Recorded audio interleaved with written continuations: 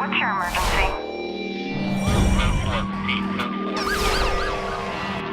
Suspect is armed and dangerous.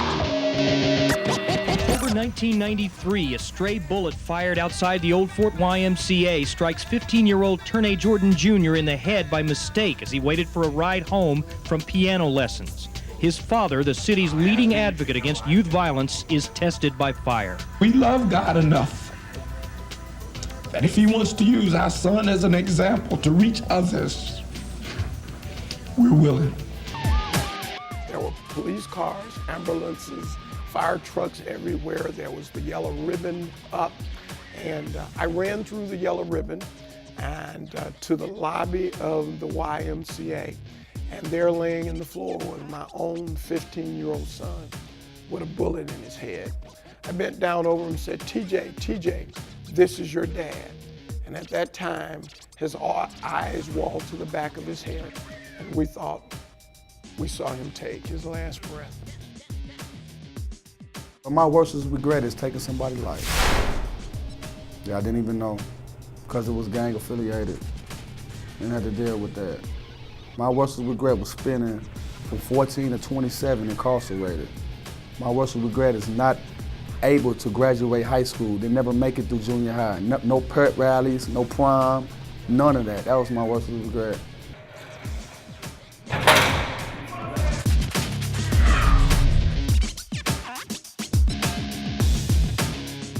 Young people are turning into killers and ending up dead or in prison.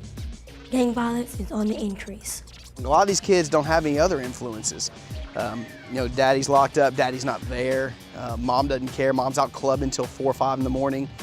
There's no parental influence on them whatsoever, so they look for whatever they can attach to, and a lot of times these guys, show them what's going on. I mean, they give them the street credibility, they see the money, they see the girls, they see, the quick fix, and that's all they know.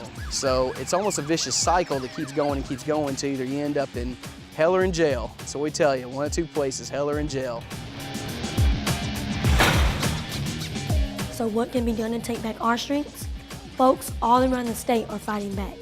In Chattanooga, relationship building and mentoring are the plan of attack. One of the things we've done through the middle school tutoring program is stress education. I talked to a young lady just yesterday about how she was doing in school, and I saw something on her face that I hadn't seen when I talked about school ever, and it was a smile.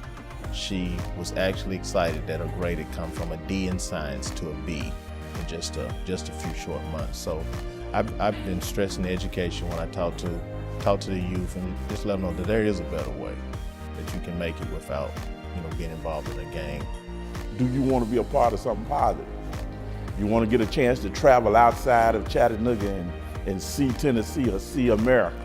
So that's generally how I'm talking, And once we get them in there, it's all about monitoring what they're doing. Are you doing your homework? You good in math? You say you're good in math? Well, where are your A's and where are your B's? And then we'll call your parents and say, well, do you know that Johnny was walking the street today as opposed to going to school? So we hook up with their parents, because the bottom line is, brothers, programs don't raise kids.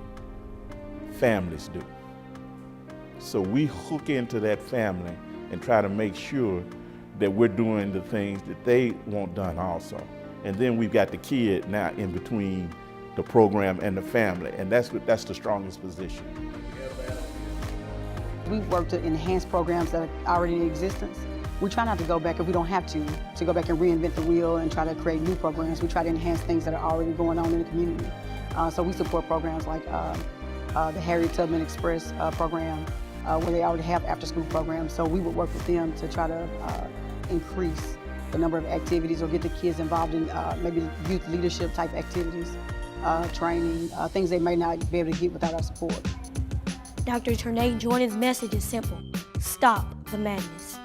We know the answer to stopping the madness. To stop the madness, you need to put a good parent, a good set of parents in every home. Unfortunately, we can't do that.